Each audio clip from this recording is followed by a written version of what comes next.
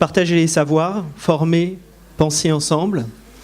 Donc on sera accompagné dans cette table ronde de Jean-Philippe Assincy, de Daniel Fouache et d'Anne-Sara Cartudo.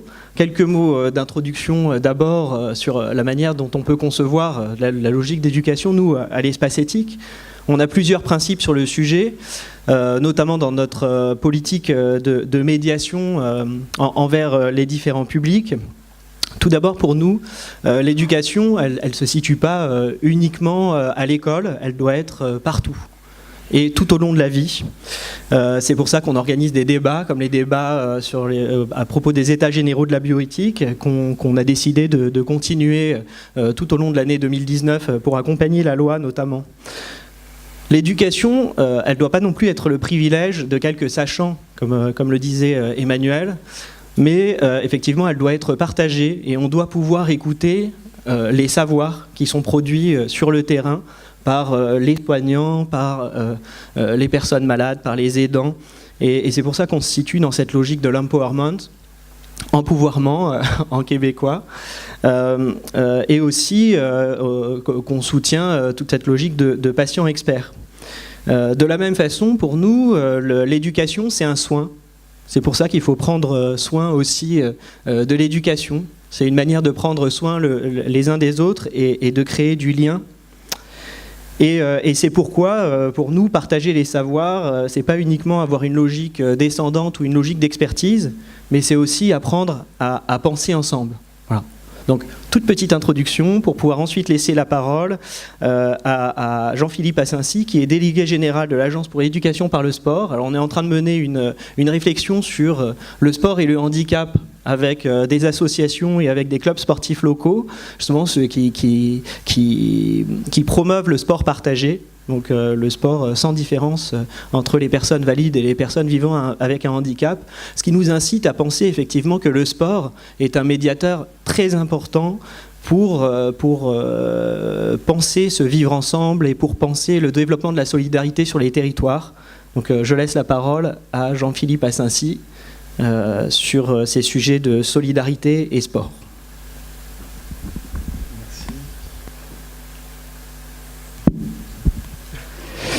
Merci, bonjour. Je tiens d'abord à m'excuser parce que je ne vais pas rester longtemps. On a une réunion tout à l'heure sur la consultation nationale qui sera lancée à la rentrée. Moi, je tiens à dire que j'ai vraiment été très enthousiasmé par la table ronde précédente. Merci, j'ai beaucoup appris. J'ai retenu votre terme de donateur de temps. Voilà, donc merci à vous pour ces interventions. Que dire, parce qu'on est quand même, j'ai relu un petit peu ce que l'introduction de cette table ronde, partager les savoirs, former, penser ensemble. On est quand même dans une période où, j'espère que je ne vais pas trop casser l'ambiance, où il y a beaucoup de choses qui ne marchent pas. Moi, je milite depuis maintenant 22 ans sur la problématique de l'insertion des jeunes, des quartiers, par le sport. Le sport est un outil incroyable d'éducation, d'insertion, on va en parler un petit peu. Mais aujourd'hui, on est face à des difficultés considérables où on règle de moins en moins bien les problèmes, où on a une déconnexion considérable. Et il faut parfois se dire les choses en face. On est entre nous, on a une déconnexion considérable entre ceux qui pensent des politiques publiques et il y en a autour, ceux qui les vivent.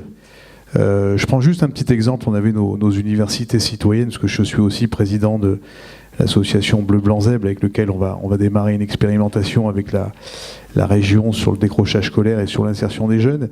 Il y avait une table ronde sur les universités citoyennes sur l'insertion professionnelle. Il y avait la région et puis il y avait les collectivités locales.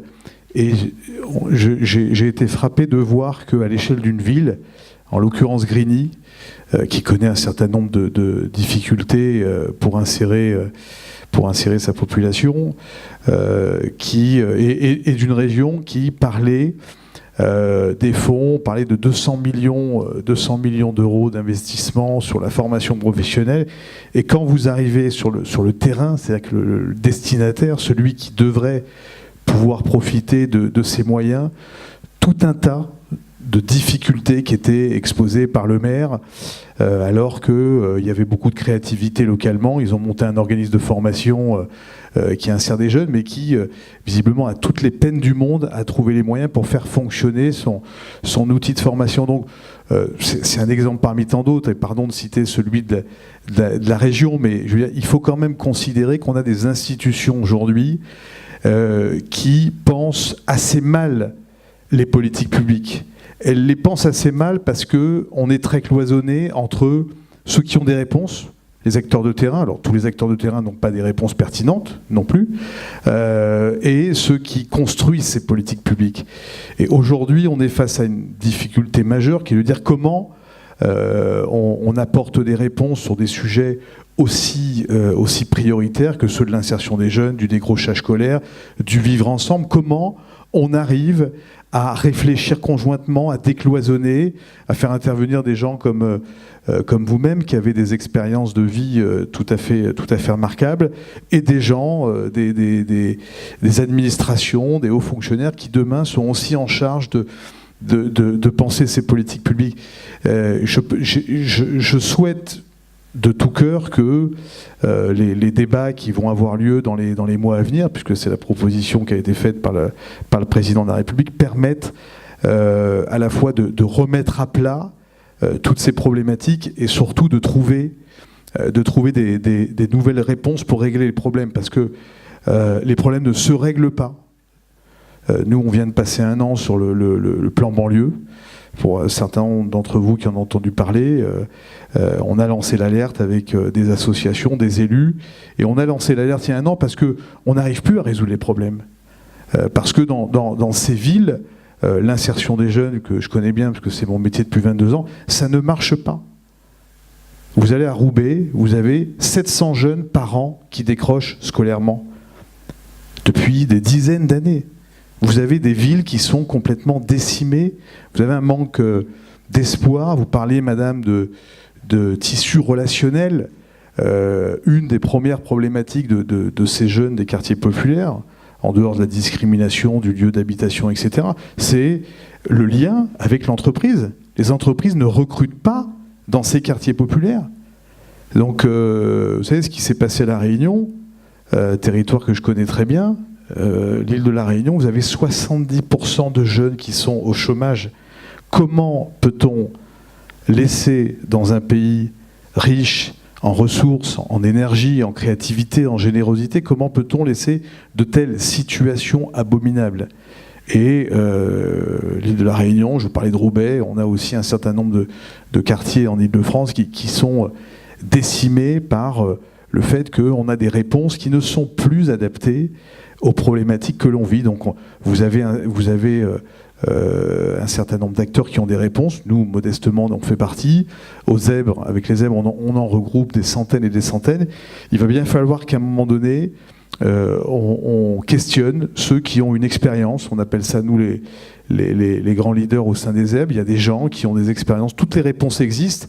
Simplement, il faut peut-être que demain, on arrive à construire des réponses nouvelles, avec des masses financières, avec des institutions comme les régions, comme l'État, de manière à repenser ces politiques publiques.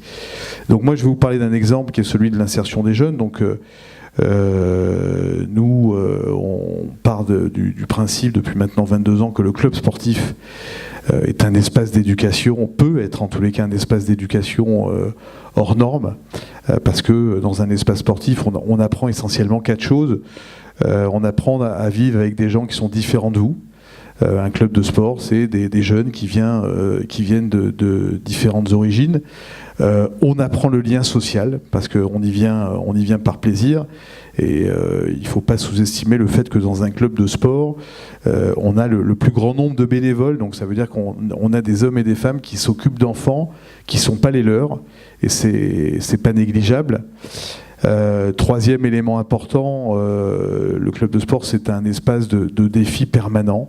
On prépare une rencontre sportive toutes les semaines. On s'organise avec ses amis, avec ses collègues. On organise les choses pour donner le meilleur de nous-mêmes régulièrement. Et puis, quatrième élément, c'est un espace aussi où on apprend à s'opposer sans se massacrer, qui est pas une mince affaire. On apprend à gérer la défaite.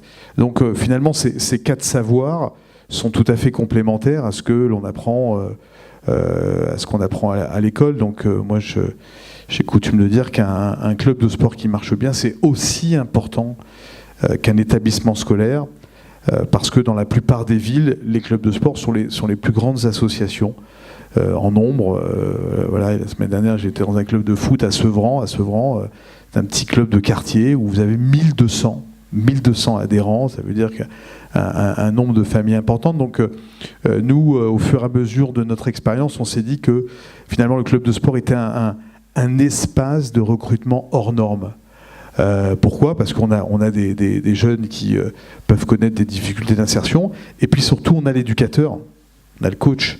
L'éducateur, c'est certainement celui après les parents qui connaît le mieux le jeune. Donc quand un éducateur vous dit ce jeune-là, tu peux y aller, tu peux lui faire confiance, en règle générale, ça fonctionne plutôt pas mal. Donc on a démarré une expérience avec les banques qui nous ont suivis.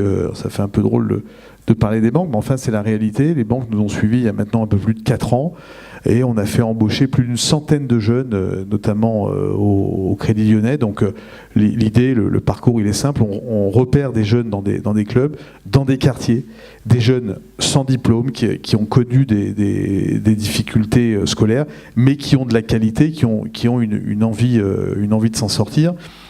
On met en place un parcours de formation où on travaille sur la confiance en soi, tout ce qu'on a dit tout à l'heure, hein, la confiance en soi, le travail collectif, la mobilisation. Enfin, dans le sport, c'est des choses qui sont assez familières et qu'on connaît bien. Et puis, on essaye de rentrer en contact avec l'entreprise d'une manière un peu innovante, à travers notamment des rencontres sportives.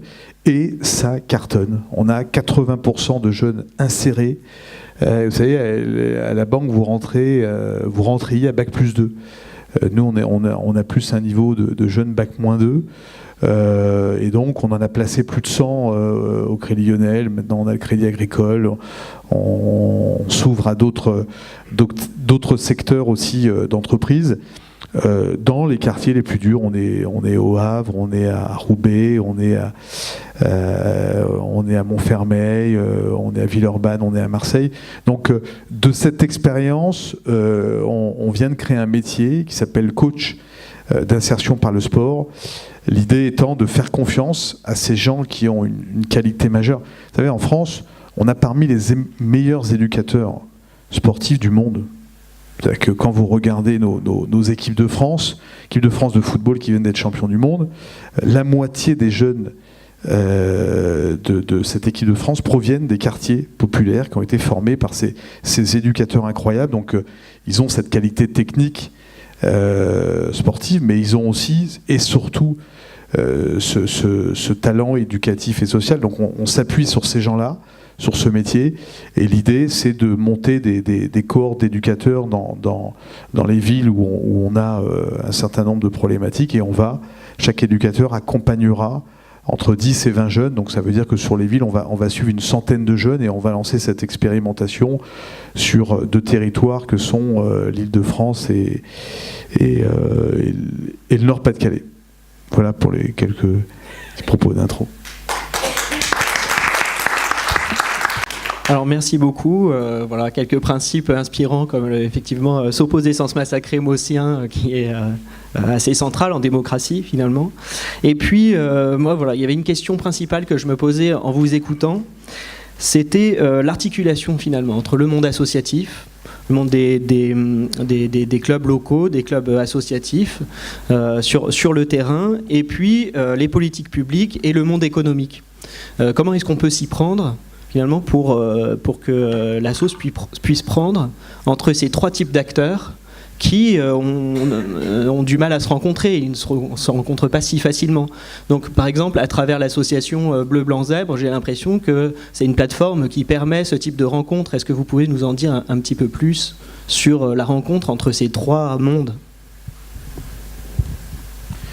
C'est vrai que nous, l'histoire qu'on raconte à l'entreprise, si le recrutement marche si mal dans les quartiers, c'est bien qu'il y a un problème. Il y a un problème de repérage, mais il y a surtout un problème d'accompagnement. Pourquoi l'apprentissage ne marche pas? Vous savez, la loi, elle impose 5% d'apprentis dans les entreprises. Dans les quartiers, on est à peine à 0,80. Donc ça veut dire que, les entreprises ont du mal à repérer ces jeunes-là, et surtout quand elles les recrutent, il y a un travail d'accompagnement, de codage, ou plutôt de décodage à faire. Donc ça, c'est la première des choses. Nous, l'idée de Bleu Blanc Zèbre, c'est de dire que l'idée d'Alexandre Jardin qui a créé ce mouvement-là, c'était de dire que, il y a beaucoup de choses qui se passent. Vous savez, de son slogan « Laissez-nous faire », on a déjà commencé. 2, il faut faire en sorte que les acteurs associatifs arrivent à travailler ensemble. Et nous, le travail que l'on fait, on regroupe 400 zèbres sur le plan national, mais localement, on a des collectifs locaux. Par exemple, à Arras, voilà, l'idée, c'est d'animer, de repérer ces acteurs associatifs et de les faire travailler ensemble, de décloisonner aussi ces mondes, de chasser en meute, finalement, quand sur une problématique même, insertion des jeunes, il n'y a rien de plus dur. C'est beaucoup plus dur que de construire le Stade de France. Vous faites de l'artisanat, vous essayez d'associer des éducateurs sportifs, des gens de la collectivité, des gens de l'entreprise. Parce que là aussi, au niveau de l'entreprise, il faut changer le regard, il faut être un peu bienveillant, il faut travailler sur l'accompagnement, il faut aider les entreprises aussi à repérer et à accompagner ces jeunes-là. Donc je crois que le monde associatif a aussi son évolution à faire, et c'est ce travail qu'on tente de faire ensemble. Là, on va démarrer l'expérimentation la semaine prochaine à Grigny. On réunit les 20 villes avec lesquelles on va bosser, mais on réunit aussi une vingtaine, Christine est là qui s'occupe de ça, une vingtaine d'acteurs associatifs. C'est pas simple non plus d'arriver à faire ce lien entre des acteurs qui bien souvent se regardent en tant que concurrents, mais finalement c'est complètement ridicule. C'est-à-dire que chacun a un savoir, et le fait d'associer justement ces savoirs, on est beaucoup plus fort avec tous nos acteurs associatifs, et je dois dire que c'est vivifiant ce qu'on vit, l'expérience que l'on vit au sein des ZEP, c'est vivifiant parce que on arrive à regarder comment on peut être complémentaire et comment on peut répondre à des problématiques aussi urgentes que l'échec scolaire ou l'insertion des jeunes. Merci. Donc il faut aussi de la solidarité entre les associations. Et puis ce que je note, c'est qu'il faut un changement de regard et effectivement un changement culturel sur le sujet. Merci beaucoup pour votre témoignage.